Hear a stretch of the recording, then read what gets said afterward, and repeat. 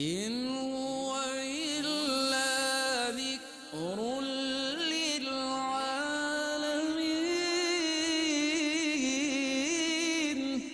یہ قرآن تو صرف تمام جہان والوں کے لیے نصیحت ہے۔ اعوذ باللہ من الشیطان الرجیم، بسم اللہ الرحمن الرحیم۔ ناظرین محترم، السلام علیکم ورحمۃ اللہ وبرکاتہ۔ میں ہوں آپ کا میزبان محمد رئیس احمد، اور پیش کیا جا رہا ہے تلاوت قرآن کریم، ترجمہ اور تفسیر پر مشتمل پروگرام پیغام قرآن۔ الحمدللہ آج 15واں پارہ اپنے اختتام کو پہنچے گا، تلاوت کی جائے گی، ترجمہ پیش کیا جائے گا اور منتخب آیات بینات کی تفسیر انشاءاللہ شامل کی جائے گی۔ تلاوت قرآن کریم کے لیے ہمارے درمیان موجود ہیں ممتاز و معروف قاری جناب قاری نعمان نعیمی۔ السلام علیکم ورحمۃ اللہ وبرکاتہ۔ وعلیکم السلام ورحمۃ اللہ وبرکاتہ۔ اور ناظرین محترم، تفسیر کے لیے ہمارے درمیان ملک ممتاز و معروف عالم دین حضرت علامہ مفتی محمد عامر صاحب تشریف فرما ہیں۔ السلام علیکم ورحمۃ اللہ وبرکاتہ۔ وعلیکم السلام ورحمۃ اللہ۔ آئیے ناظرین، قرآن کریم کی تلاوت کے مبارک سفر پر ہم سب گامزن ہوتے ہیں، اور تلاوت قرآن کریم کے لیے ہمارے درمیان موجود ہیں جناب قاری نعمان نعیمی۔ بسم اللہ۔ اعوذ باللہ من الشیطان الرجیم، بسم اللہ الرحمن الرحیم۔ وَقُلِ الْحَقُّ مِنْ رَبِّكُمْ فَمَنْ شَاءَ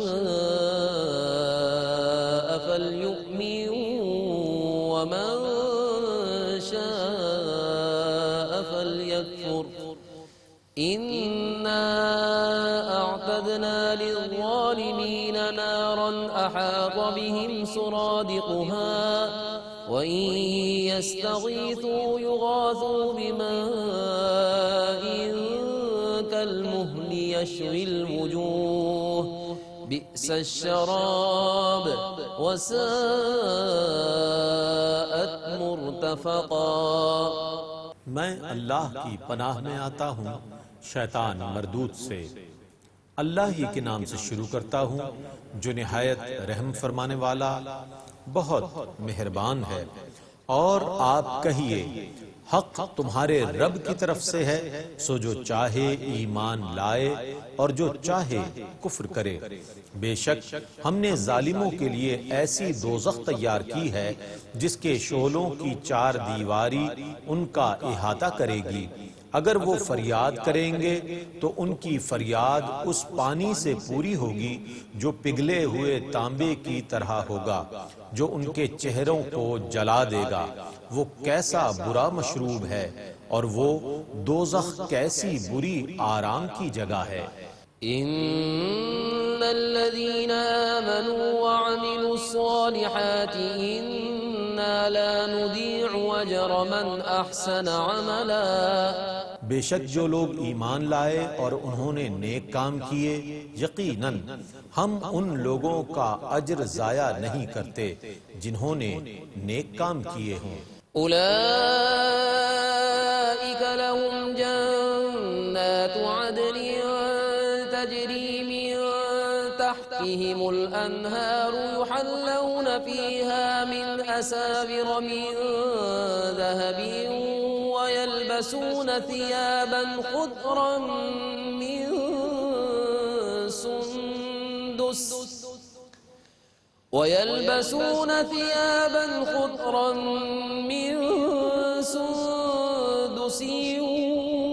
واستبرق متكئين فيها على الارائك نعم الثواب وحسنت مرتفقا۔ ان کے لیے دائمی جنتیں ہیں جن کے نیچے سے دریا بہتے ہیں، انہیں وہاں سونے کے کنگن پہنائے جائیں گے، وہ وہاں ریشم کے ہلکے اور دبیز سبز کپڑے پہنیں گے، اور وہ وہاں مسندوں پر تکیے لگائے ہوئے ہوں گے۔ کیسا اچھا اجر ہے، اور وہ جنت کیسی اچھی آرام کی جگہ ہے۔ واضرب لهم مثلا الرجلين جعلنا لأحدهما جنتين من أعناب وحففناهما بنخل وجعلنا بينهما زرعا اور آپ انہیں ان دو مردوں کا قصہ سنائیے جن میں سے ایک شخص کو ہم نے انگوروں کے 2 باغ عطا فرمائے تھے جن کے چاروں طرف ہم نے کھجور کے درختوں کی باڑ لگا دی تھی اور ان دونوں کے درمیان ہم نے کھیت پیدا کیے تھے۔ كلتا الجنتين آتت أكلها ولم تظلم منه شيئا وفجرنا خلالهما نهرا۔ دونوں باغ خوب پھل لائے اور پیداوار میں کوئی کمی نہیں کی اور ہم نے ان کے درمیان دریا رواں کر دیے تھے۔ وكان له ثمر فقال لصاحبه وهو يحاوره أنا أكثر منك مالا وأعز نفرا۔ جس شخص کے پاس پھل تھے اس نے اپنے ساتھی سے بحث کرتے ہوئے کہا میں تم سے زیادہ مالدار ہوں اور میرے پاس بہت آدمی ہیں۔ ودخل جنته وهو ظالم لنفسه قال ما أظن أن تبيد هذه أبدا وما أظن الساعة قائمة ولئن رددت إلى ربي لأجدن خيرا منها منقلبا۔ وہ اپنی جان پر ظلم کرتا ہوا باغ میں داخل ہوا اور کہنے لگا مجھے یہ خطرہ نہیں ہے کہ یہ باغ کبھی برباد ہوگا اور نہ مجھے اس پر یقین ہے کہ کبھی قیامت قائم ہوگی، اور اگر میں اپنے رب کی طرف لوٹایا بھی گیا تو میں لوٹنے کی جگہ اس سے بھی بہتر مال حاصل کروں گا۔ قال له صاحبه وهو يحاوره أكفرت بالذي خلقك من تراب ثم من نطفة ثم سواك رجلا۔ اس کے ساتھی نے اس کی بات کا جواب دیتے ہوئے کہا کیا تم اس ذات کا انکار کر رہے ہو جس نے تم کو مٹی سے بنایا پھر نطفے سے پھر تمہیں مکمل مرد بنایا؟ لكن هو الله ربي ولا أشرك بربي أحدا ولولا إذ دخلت جنتك قلت ما شاء الله لا قوة إلا بالله إن ترني أنا أقل منك مالا وولدا۔ لیکن وہ اللہ ہی میرا رب ہے اور میں اپنے رب کے ساتھ کسی کو شریک نہیں بناؤں گا۔ اور ایسا کیوں نہ ہوا کہ جب تم باغ میں داخل ہوئے تھے تو کہتے جو اللہ نے چاہا وہ ہوا اور اللہ کی مدد کے بغیر کسی کی کوئی طاقت نہیں، اگر تم یہ گمان کرتے ہو کہ میں مال اور اولاد کے لحاظ سے تم سے کم ہوں۔ فعسى ربي أن يؤتيني خيرا من جنتك ويرسل عليها حسبانا من السماء فتصبح صعيدا زلقا۔ تو وہ دن دور نہیں کہ میرا رب مجھے تمہارے باغ سے بہتر عطا فرمائے گا اور تمہارے باغ پر آسمان سے کوئی عذاب بھیج دے تو وہ چٹیل چکنا میدان بن جائے۔ أو يصبح ماؤها غورا فلن تستطيع له طلبا۔ یا اس کا پانی زمین میں دھنس جائے پھر تم اس کو ہرگز تلاش نہ کر سکو۔ وأحيط بثمره فأصبح يقلب كفيه على ما أنفق فانفخ فيها وهي خاوية على عروشها ويقول يا ليتني لم أشرك بربي أحدا. اور اس مرد کے پھل عذاب میں گھیر لیے گئے اور اس نے اس باغ میں جو خرچ کیا تھا وہ اس پر ہاتھ ملتا رہ گیا. وہ باغ اپنی چھپریوں پر گر پڑا تھا اور وہ شخص کہہ رہا تھا کہ کاش میں نے اپنے رب کے ساتھ کسی کو شریک نہ بنایا ہوتا. ولم تكن له فئة ينصرونه من دون الله وما كان منتصرا. هنالك الولاية لله الحق هو خير ثوابا وخير عقبا. اور اس کے پاس کوئی جماعت نہ تھی جو اللہ کے مقابلے میں اس کی مدد کرتی اور وہ بدلہ لینے کے قابل نہ تھا. یہیں سے معلوم ہوتا ہے کہ تمام اختیارات اللہ ہی کے پاس ہیں. جو سچا ہے وہی سب سے اچھا ثواب دینے والا ہے اور اس کے پاس بہترین انجام ہے. واضرب لهم مثل الحياة الدنيا كماء أنزلناه من السماء فاختلط به نبات الأرض فأصبح هشيما تذروه الرياح وكان الله على كل شيء مقتدرا. اور آپ ان کے سامنے دنیا کی زندگی کی مثال بیان کیجئے جو اس پانی کی مثل ہے جس کو ہم نے آسمان سے نازل کیا تو اس کے سبب سے زمین کا ملا جلا سبزہ نکلا، پھر وہ سوکھ کر چورا چورا ہو گیا جس کو ہوا اڑا دیتی ہے، اور اللہ ہر چیز پر قدرت رکھنے والا ہے. المال والبنون زينة الحياة الدنيا والباقيات الصالحات خير عند ربك ثوابا وخير أملا. مال اور بیٹے دنیا کی زندگی کی زینت ہیں اور باقی رہنے والی نیکیاں آپ کے رب کے پاس ازروئے ثواب اور امید کے بہت بہتر ہیں. ويوم نسير الجبال وترى الأرض بارزة وحشرناهم فلم نغادر منهم أحدا.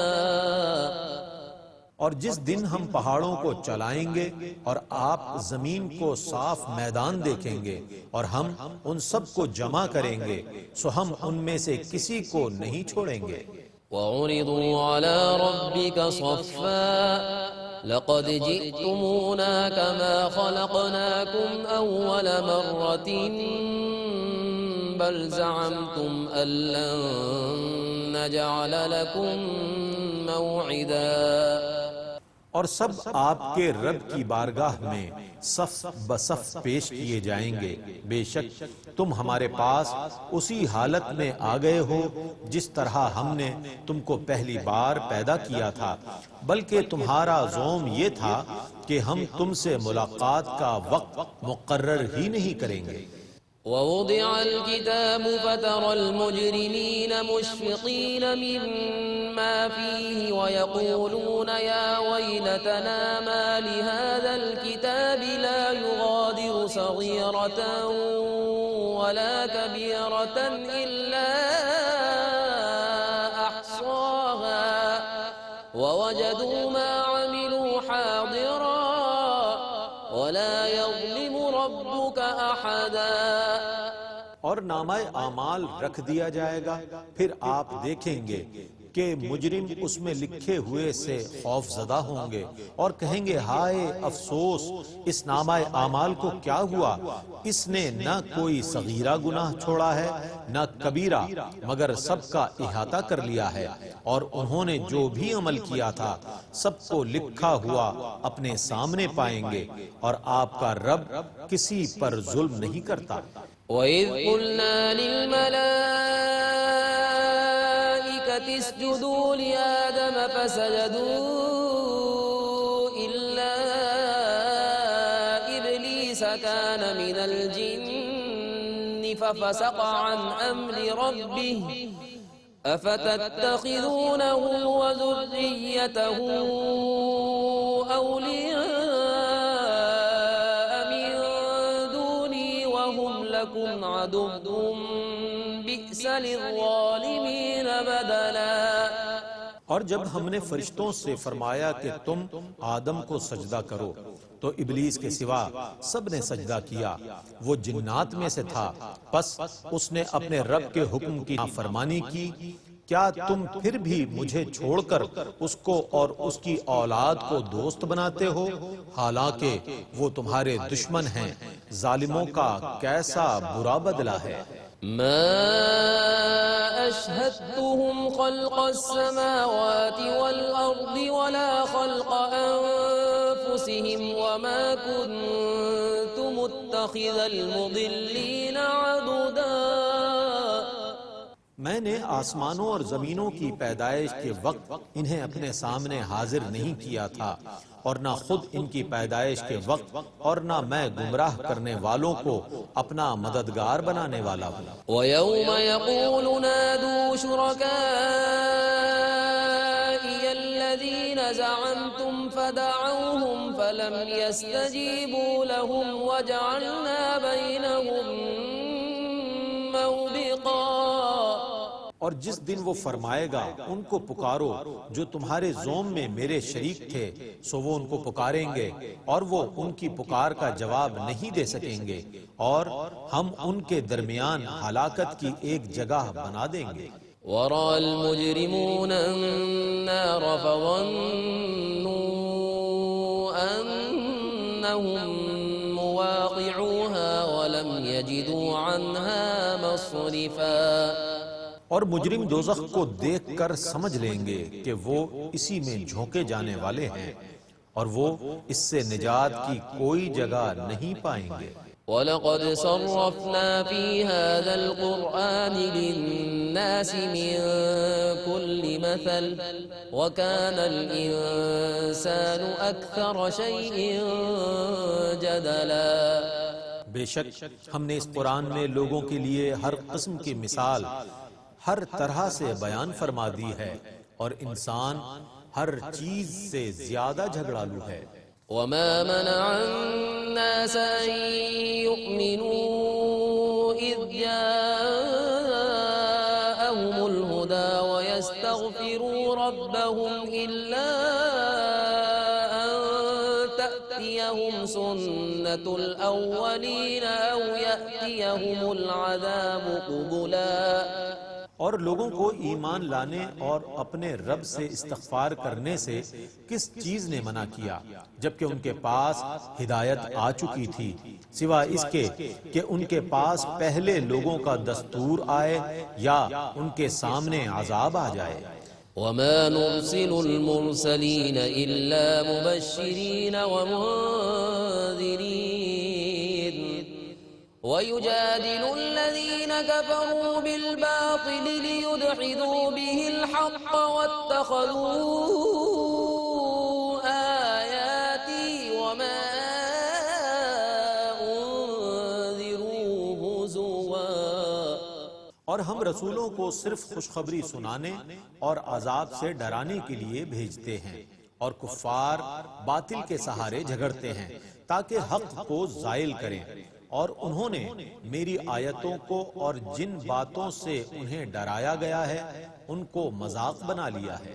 وَمَنْ أَظْلَمُ مِمَّنْ ذُكِّرَ بِآيَاتِ رَبِّهِ فَأَعْرَضَ عَنْهَا وَنَسِيَ مَا قَدَّمَتْ يَدَاهُ إِنَّا جَعَلْنَا عَلَى قُلُوبِهِمْ أَكِنَّةً أَن يَفْقَهُوهُ وَفِي آذَانِهِمْ وَقْرًا وَإِن تَدْعُهُمْ إِلَى الْهُدَى فَلَن يَهْتَدُوا إِذًا أَبَدًا۔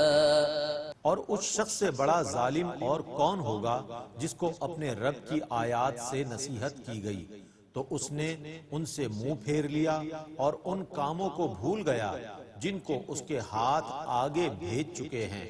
بے شک ہم نے ان کے دلوں پر پردے ڈال دیے ہیں تاکہ وہ اس کو نہ سمجھ سکیں، اور ان کے کانوں میں گرانی ہے، اور اگر آپ انہیں صحیح راستے کی طرف بلائیں تو وہ کبھی ہرگز اس راستے پر نہیں آئیں گے۔ وربك الغفور ذو الرحمة لو يؤاخذهم بما كسبوا لعجل لهم العذاب بل لهم موعد لن يجدوا من دونه موئلا۔ اور آپ کا رب بہت بخشنے والا رحمت والا ہے، اور اگر وہ ان کے کرتوتوں پر ان کا مواخذہ کرتا تو ضرور ان پر جلدی عذاب بھیج دیتا، بلکہ ان کے لیے وعدے کا ایک وقت مقرر ہے، وہ اس سے سرے منہ ٹلنے کا وقت نہیں پائیں گے۔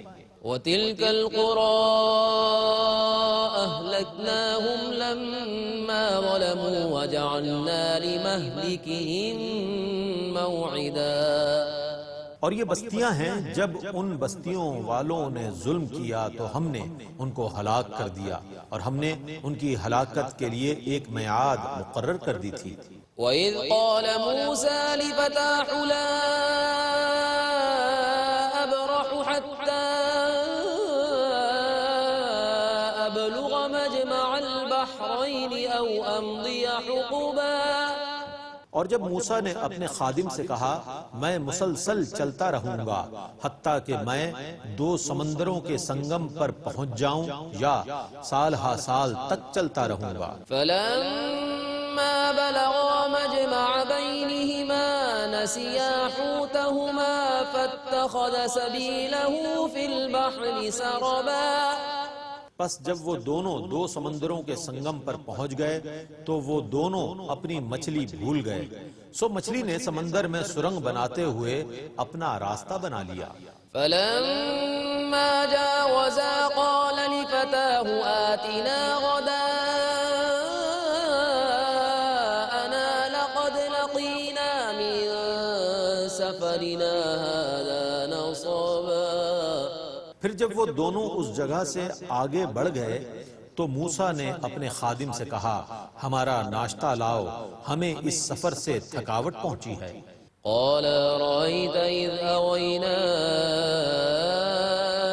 إلى الصخرة فإني نسيت الحوت وما أنسانيه إلا الشيطان أن أذكره واتخذ سبيله في البحر عجبا۔ اس نے کہا بھلا دیکھیے جب ہم اس چٹان کے پاس آ کر ٹھہرے تھے تو بے شک میں مچھلی کا ذکر کرنا بھول گیا تھا، اور اس مچھلی کا ذکر کرنا مجھے شیطان نے ہی بھلایا تھا، اور اس مچھلی نے سمندر میں عجیب طریقے سے راستہ بنا لیا تھا۔ قال ذلك ما كنا نبغي فارتدا على آثارهما قصصا فوجدا عبدا من عبادنا آتيناه رحمة من عندنا وعلمناه من لدنا علما۔ موسیٰ نے کہا یہی تو وہ چیز ہے جس کو ہم ڈھونڈ رہے تھے، تو وہ دونوں اپنے قدموں کے نشانوں کی پیروی کرتے ہوئے پیچھے لوٹے، پس ان دونوں نے ہمارے بندوں میں سے ایک بندے کو وہاں پایا جس کو ہم نے اپنے پاس سے رحمت عطا کی تھی، اور ہم نے اپنے پاس سے اس کو علم لدنی عطا کیا تھا۔ قال له موسى هل أتبعك على أن تعلمني مما علمت رشدا قال إنك لن تستطيع معي صبرا وكيف تصبر على ما لم تحط به خبرا۔ موسیٰ نے کہا آیا میں آپ کی اس شرط پر پیروی کروں کہ آپ کو جو رشد و ہدایت کا علم دیا گیا ہے آپ اس میں سے مجھے بھی کچھ تعلیم دیں؟ اس بندے نے کہا آپ میرے ساتھ ہرگز صبر نہ کر سکیں گے، اور آپ اس چیز پر کیسے صبر کر سکتے ہیں جس کا آپ کے علم نے احاطہ نہیں کیا۔ قال ستجدني إن شاء الله صابرا ولا أعصي لك أمرا قال فإن اتبعتني فلا تسألني عن شيء حتى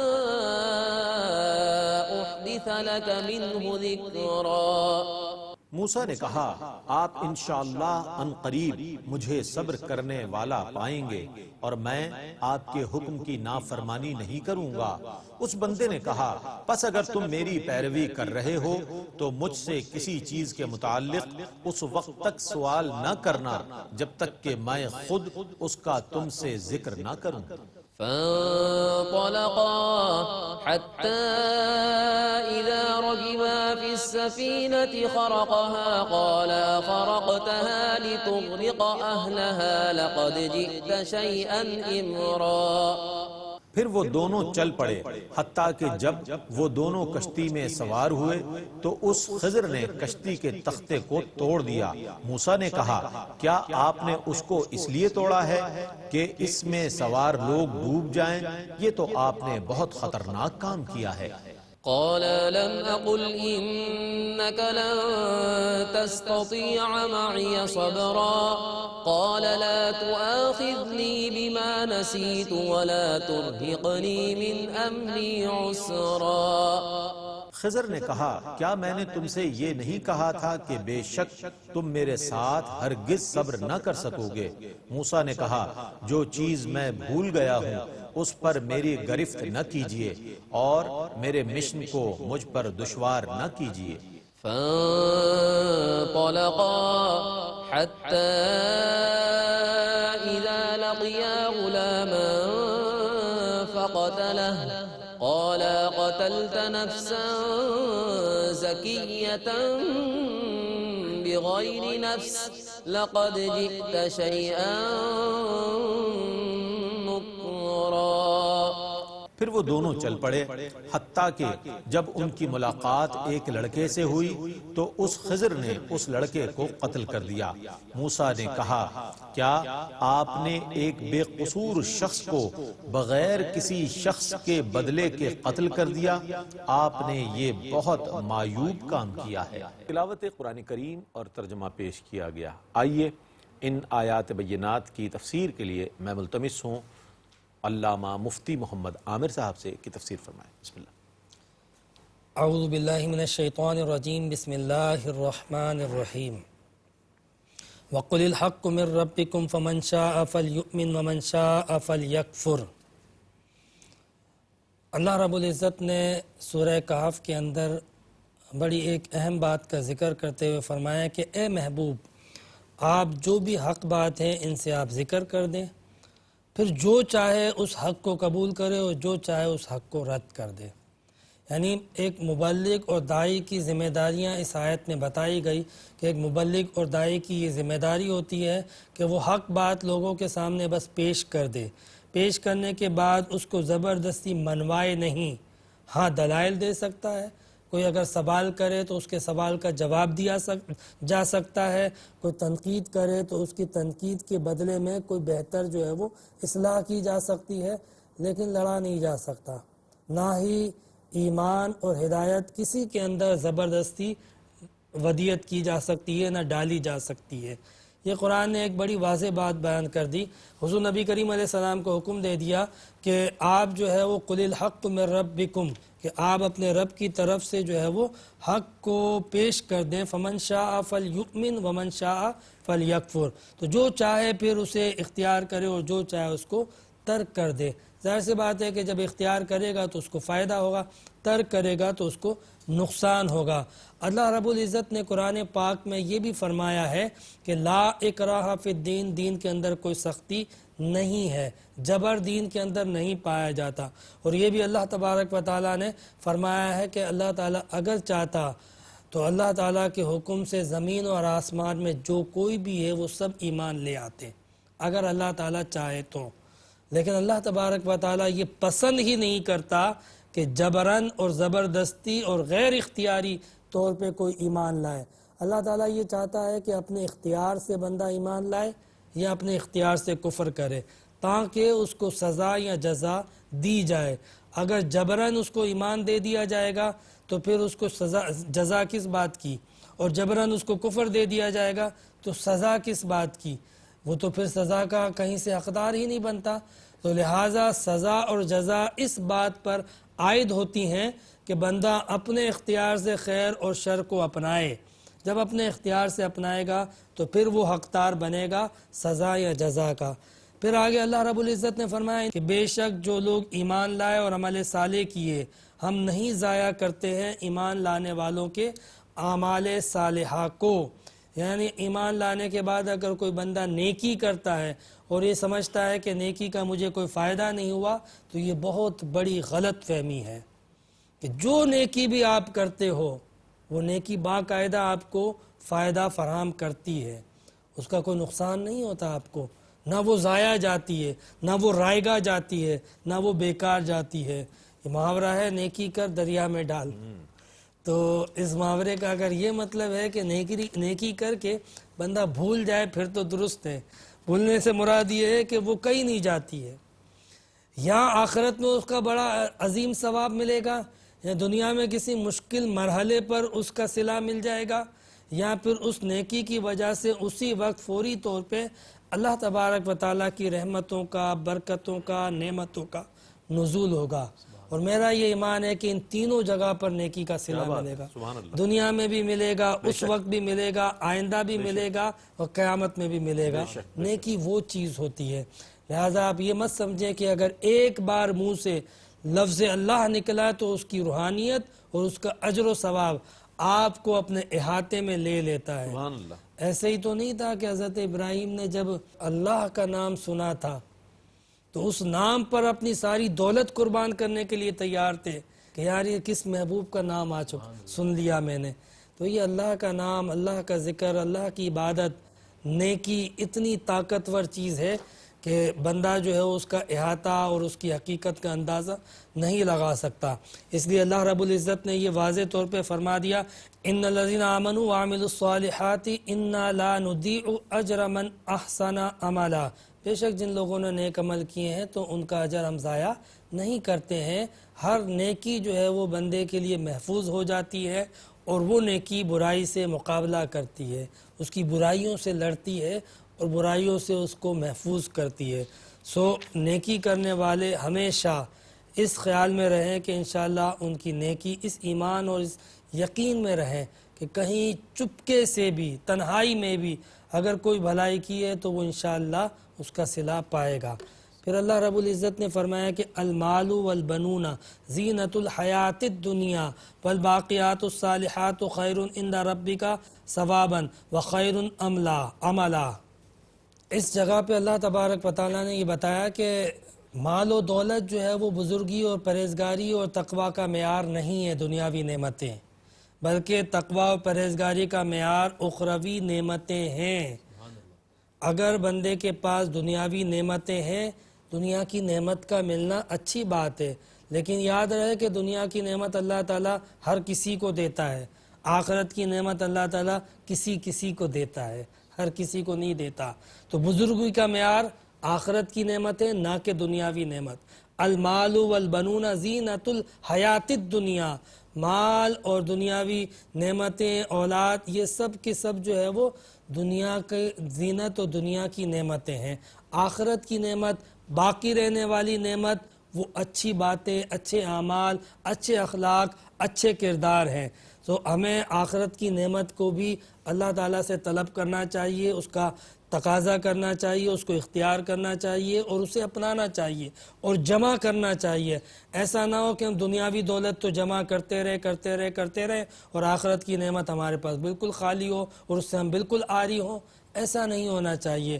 دنیاوی دولت کو جو لوگ تقوی اور بزرگی کا معیار تصور کرتے ہیں اور وہ یہ سمجھتے ہیں کہ دیکھیں اللہ تبارک و تعالی ہم سے کتنا پیار کرتا ہے، کتنی محبت کرتا ہے کہ ہم پر اتنی نعمتیں نچھاور کرتا ہے، تو یہ غلط ہے۔ ہو سکتا ہے کہ یہ نعمتیں آخرت میں پکڑ کا باعث بنے، اور یہ بھی ہو سکتا ہے کہ یہ نعمتیں جو ہے وہ حساب و کتاب کا باعث بنے اور اس کا حساب نہ دیا جا سکے۔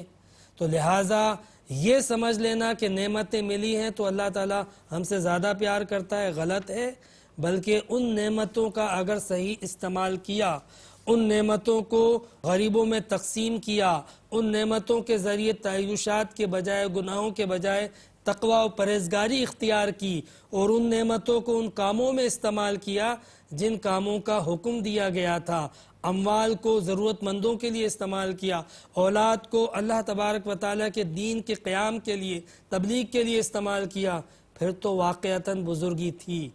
لیکن اگر یہی نعمتیں اپنے تعیشات کے لیے، اپنی طاقت اور اپنی بڑھائی کے لیے، اپنے فائدے کے لیے، دنیاوی مقاصد کے لیے استعمال ہوئی تو پھر یہ نعمت نہیں، یہ زحمت تھی۔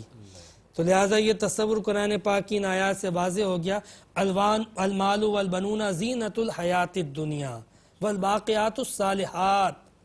تو یہ ذہن میں رہے کہ جو باقی رہنے والی نعمتیں ہیں وہ عمل صالح اور اچھی باتیں ہیں۔ پھر اس کے بعد اللہ رب العزت نے ایک اور بات بیان فرمائی کہ وَلَقَدْ صَرَّفْنَا فِي هَذَا الْقُرْآنِ لِلنَّاسِ مِنْ كُلِّ مَثَلٍ، کہ بے شک ہم نے اس قرآن میں پھیر پھیر کے، پلٹ پلٹ کے مختلف قسم کی مثالیں بیان کیے۔ یعنی ہم قرآن پاک کو اگر دیکھیں تو قرآن پاک جو ہے وہ کبھی ہمیں سابقہ اقوام کے قصص بیان کر رہا ہوتا ہے، کبھی ہمیں مکھی اور شہد کی مکھی کی مثال ذکر کرتا ہے، کبھی ہمیں مچھر کی مثال دے رہا ہوتا ہے، کبھی ہمیں کسی بستی کی مثال دے رہا ہوتا ہے، کبھی ہمیں جو ہے وہ ان گناہ گاروں کی مثال دے رہا ہوتا ہے جو کہ اللہ تبارک و تعالیٰ کے نافرمان اور متکبر تھے، اور کبھی اللہ تبارک و تعالیٰ ان لوگوں کی مثال دیتا ہے کہ جن پر اللہ کی نعمت ہوئی مگر انہوں نے قدر نہ کی۔ جزاک اللہ مفتی صاحب۔ ناظرین محترم، الحمدللہ آج اس طور 15واں پارہ اپنے اختتام کو پہنچا۔ سورہ بنی اسرائیل، سورہ کہف، اور آخر میں حضرت موسیٰ اور حضرت خضر علیہ السلام کی جو ملاقات کا ذکر ہے وہاں تک یہ سلسلہ پہنچا۔ انشاءاللہ اس سلسلہ کو مزید آگے لے کر چلیں گے اور یہ سلسلہ جاری رہے گا تلاوت، ترجمہ اور تفسیر کا۔ اللہ تعالیٰ سے دعا ہے کہ اللہ تعالیٰ قرآن کریم کے پڑھنے اور سننے کی برکتیں ہمیں عطا فرمائے، اللہ تعالیٰ اسلام پر زندگی عطا فرمائے، ایمان پر موت عطا فرمائے، اور نبی کریم علیہ السلام کی شفاعت عظمیٰ سے ہم سب کو بہرہ مند فرمائے۔ اس کے ساتھ ہی اپنے میزبان محمد رئیس احمد کو اجازت دیجیے۔ اللہ حافظ۔ إن هو إلا ذكر للعالمين۔